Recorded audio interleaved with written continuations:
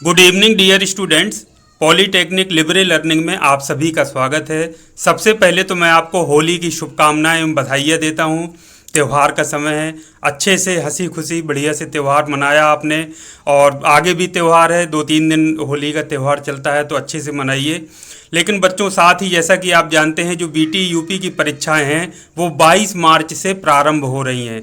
तो आप देख रहे हैं कि आज 18 तारीख हो चुकी है और समय बहुत कम है।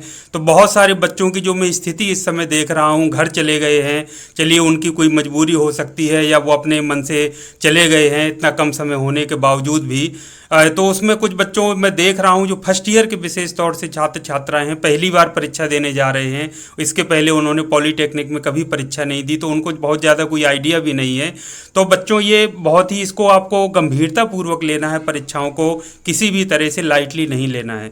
कुछ भी बहाना बनाने से कि हमारी थोड़ी तबीयत गड़बड़ा गई थी, या हमारे घर वालों ने कहा था यहाँ घूमने चले जाओ, वहाँ चले जाओ, यहाँ रंग खेलो, ये करो, रिश्तेदारों को यहाँ चले जाओ, ये सब चीज़ें कोई काम आपके आने वाले नहीं है। परीक्षाएं आपकी होना है, आपको देना है। रिजल्ट जो आएगा वो आपके लिए आएगा और आपको ही दूसरे को बताना पड़ेगा और सभी का सामना करना पड़ेगा। तो बच्चों, परीक्षाओं को गंभीरतापूर्वक लेना है। कुछ जो महत्वपूर्ण बातें हैं वो मैं आपको बताता हूं, जो अभी भी आप अपना लीजिए। तो आपके लिए 2 बातें मैं कहूँगा। आपके लिए एक बुरी खबर है और एक अच्छी खबर है। बुरी खबर यह है कि समय बहुत कम है, आप देख रहे हैं। लेकिन अच्छी खबर यह है कि अभी भी समय है, आप चेत जाइए। 2 दिन का समय बचा है। मैं मान के चलता हूँ कि 18 तारीख आज लगभग निकल चुकी है। जो लोग पढ़ रहे हैं, नहीं पढ़ रहे हैं, पढ़ रहे हैं, बहुत अच्छी बात है। रिवीजन तेज कर दीजिए, समय बहुत कम है। 20 तारीख तक का टारगेट मान करके चलिए कि जो भी विषय आपको पढ़ने हैं, कंप्लीट करने हैं, वो 20 तारीख तक आपको कर लेने हैं।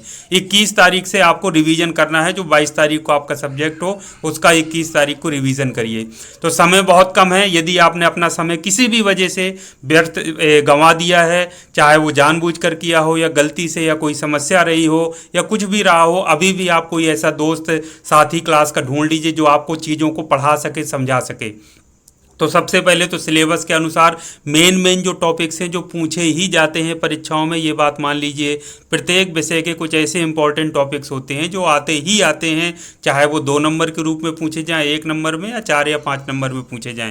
उनको आपको अच्छे से तैयार कर लेना है। कोशिश करिए कि अकेले तैयार करने से घंटों आप पढ़ें, किसी दोस्त को अच्छे ढूंढ लीजिए, उसकी हेल्प लेकर के वो समझा दे, जल्दी से उसको लिख लीजिए। और कोई भी जो टॉपिक आप सीख रहे हैं उसका चित्र या आरेख हो कोई, या कोई सूत्र हो, उसकी सहायता से एक्सप्लेन करने की आदत डालिए। क्योंकि समय अब इतना नहीं है कि एक एक चीज़ आपको, कोई भी एक प्रश्न पढ़ाने बैठेगा तो 1 घंटे का समय निकल जाएगा।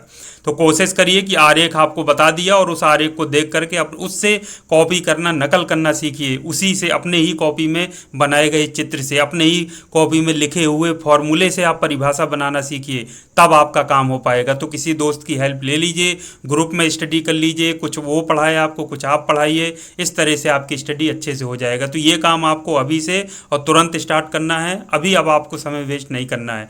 तो परीक्षाओं का जो समय है, आपकी स्थिति ऐसी ना हो कि माथे में सर, जो हाथ है वो रख करके बैठें, सर पकड़ करके आप बैठ जाएं, परीक्षा का पेपर एक साइड रखा हो। ये स्थिति आनी नहीं चाहिए।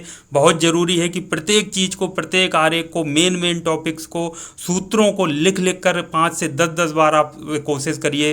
रफ कॉपी ले लीजिए, 2-3 पेन ले लीजिए, 3-3 रुपए वाले, और लिख लिख कर बार बार प्रैक्टिस करिए। यदि आपने प्रैक्टिस की रही होगी तभी परीक्षा में पेन आपका चलेगा, नहीं सर पकड़ के वहाँ पे आप बैठे रहेंगे, न पूरे प्रश्न अटेम्प्ट कर पाएंगे।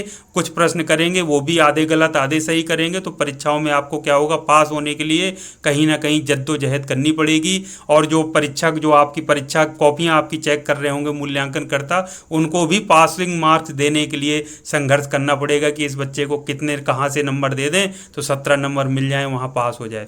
तो बच्चों, सारे सब्जेक्ट इंपॉर्टेंट है। ये सभी ईयर या जो भी सेमेस्टर के बच्चे हैं सभी के लिए ज़रूरी है, चाहे वो फर्स्ट ईयर, सेकेंड ईयर या फाइनल ईयर के हों। लेकिन फर्स्ट ईयर को मैं ज़्यादा क्रिटिकल मानता हूँ, या उनके लिए ज़्यादा गंभीर मानता हूँ, क्योंकि ये फर्स्ट टाइम उनका है, पहली बार परीक्षाएं दे रहे हैं। तो ये उनका क्लियर होना बहुत ज़रूरी है। सब्जेक्ट में बैक लगने से अनावश्यक लोड बढ़ेगा, सर पे बोझ लेकर के आप घूमोगे।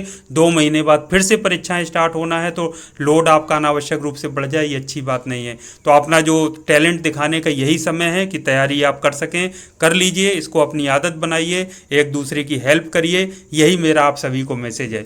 तो बच्चों, इसको गंभीरतापूर्वक लेना है। जो आपके साथी हों, जो वीडियो ना देखते हों, ऑनलाइन ना जुड़े रहते हों, उनको भी ये बात बताइए, समझाइए, उनकी हेल्प करिए। एक दूसरे की हेल्प करके हम सबकी मदद एक दूसरे की करेंगे तो सभी बच्चे पास हो जाएंगे और हम लोग आगे बढ़ेंगे, तो सभी के लिए ये अच्छा होगा। तो आज के लिए यही मेरा महत्वपूर्ण संदेश है। जो भी मुझसे बन पड़ रहा है अपनी तरफ से मैं प्रयास कर रहा हूँ। विषय लेकर जो इंपॉर्टेंट टॉपिक्स हैं उनको मैं बता रहा हूँ, उनको आप देख लीजिए। पढ़े हों तो बहुत अच्छी बात है, और ज़्यादा पढ़ लीजिए। ना पढ़े हो तो कम से कम उतने टॉपिक्स या जो क्वेश्चन हैं ज़रूर आप सीख लीजिए। तो बच्चों, शुभकामनाएं हैं मेरी आप सभी को कि आप परीक्षाओं में बहुत अच्छा करेंगे।